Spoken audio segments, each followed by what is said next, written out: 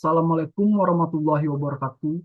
Perkenalkan, nama saya Alfa Ramadan, NIM 2211081003 dari kelas TRPL 3A.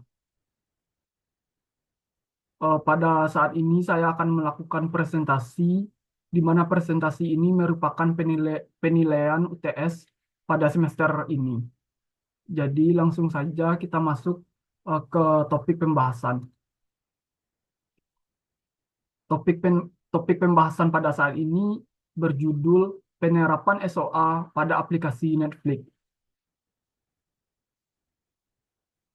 Sebelum kita masuk ke pembahasan, mari kita sama-sama membaca latar belakangnya terlebih dahulu.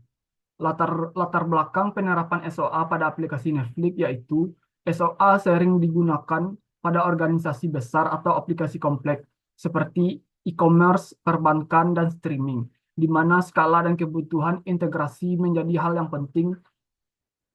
Netflix sebagai salah satu contoh menggunakan pendekatan serupa untuk memisahkan berbagai fungsionalitas seperti streaming video, rekomendasi film, dan pembayaran ke dalam layanan-layanan yang berbeda. Pembahasan pertama ada penerapan SOA pada aplikasi Netflix. Yang pertama yaitu microservice untuk setiap fitur. Setiap komponen layanan Netflix seperti pencarian, rekomendasi film, streaming, manajemen profil, dan manajemen billing dipecah menjadi layanan independen atau microservice. Layanan ini berkomunikasi melalui API dan beroperasi secara otonom. Yang kedua ada pengiriman konten. Layanan pengiriman konten di Netflix dipecah menjadi beberapa bagian, termasuk layanan yang menangani transmisi data, pengelolaan CDN atau Content Delivery Network, dan pengoptimalan konten sesuai bandwidth pengguna. Yang ketiga ada layanan rekomendasi. Layanan yang memberikan rekomendasi film berdasarkan algoritma machine learning yang diintegrasikan dengan data pengguna. Selanjutnya ada layanan user interface. Setiap perangkat seperti smartphone, TV, tablet, dan lain-lain menggunakan microservice berbeda untuk menangani tampilan antarmuka pengguna dengan respon yang dioptimalkan untuk perangkat tersebut.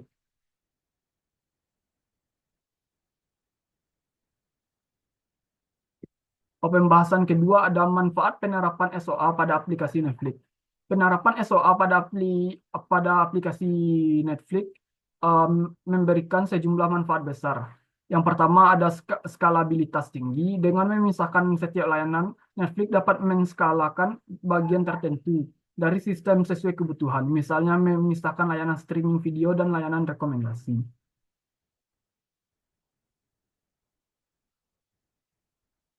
Yang kedua ada perawatan dan pengembangan yang lebih mudah. Setiap microservice dapat dikembangkan, diuji, dan diterapkan secara terpisah tanpa mengganggu layanan lainnya. Yang ketiga ada resilience atau tahan gagal. Jika satu layanan gagal, sistem secara keseluruhan tetap dapat beroperasi. Netflix memiliki mekanisme fallback untuk menjaga pengalaman pengguna tetap lancar meskipun ada bagian layanan yang mengalami gangguan. Selanjutnya ada pengiriman konten yang lebih cepat dan efisien. SOA memungkinkan konten dikirimkan dengan lebih efisien menggunakan berbagai server dan jaringan pengiriman konten atau CDN. Terakhir, terakhir ada inovasi lebih cepat.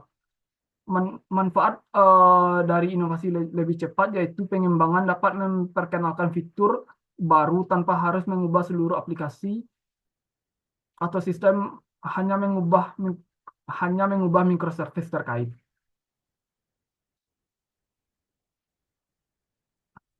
Pembahasan yang ketiga ada tantangan yang dihadapi. Walaupun SOA memberikan banyak manfaat, penerapannya juga menghadirkan tantangan. Yang pertama, ada kompleksitas pengelolaan. Dengan banyaknya microservice yang berjalan, manajemen dan pengawasan layanan menjadi lebih rumit. Netflix menggunakan alat seperti Spring Boot dan Hystrix untuk membantu menangani kerumitan ini. Yang kedua, ada pengujian dan debugging.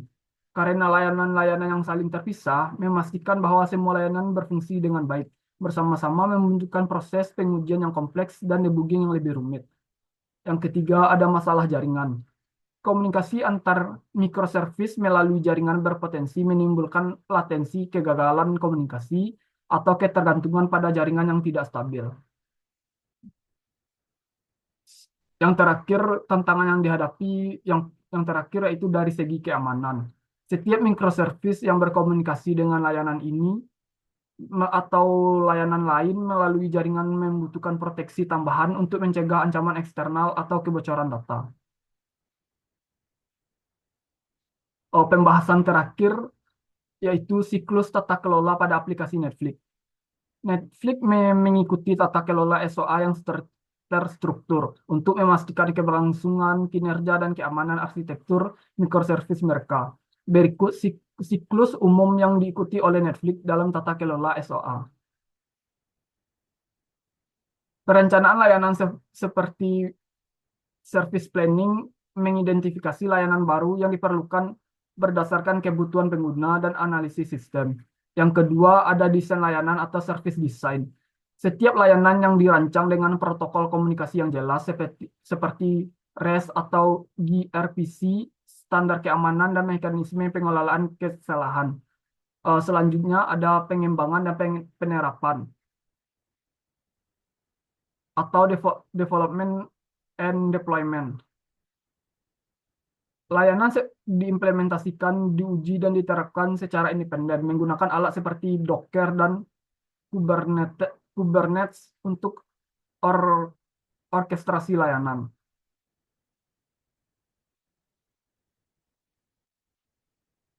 Masih dalam pembahasan siklus tata kelola pada aplikasi Netflix. Eh, Siklus yang keempat yaitu monitoring dan pengelolaan.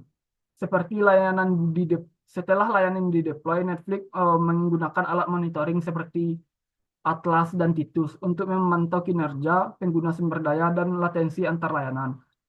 Yang kelima ada pemeliharaan dan perbaikan, maintenance and update. Layanan yang ada di layanan yang ada diperbarui atau diubah tanpa mempengaruhi layanan lainnya. Layanan yang rusak atau mengalami penurunan performa dapat diperbaiki atau diganti dengan cepat. Yang terakhir dan siklus terakhir ada evaluasi dan optimisasi. Melalui data penggunaan dan log, layanan dievaluasi untuk melihat apakah ada potensi peningkatan performa atau skalabilitas. Kesimpulan pada presentasi ini yaitu Netflix menggunakan arsitektur seperti Netflix menggunakan arsitektur service oriented arsitektur atau SOA yang memungkinkan berbagai layanan independen atau microservice beroperasi secara mandiri, namun tetap saling terintegrasi. Penerapan SOA memberikan keuntungan besar seperti skalabilitas yang tinggi, kemudahan dalam pengembangan dan perawatan, serta ketahanan sistem terhadap kegagalan. Netflix dapat memperkenalkan inovasi dan fitur-fitur baru dengan cepat tanpa mengganggu keseluruhan sistem. Sekian presentasi saya pada kali ini. Apabila ada salah kata, mohon dimaafkan. Assalamualaikum warahmatullahi wabarakatuh.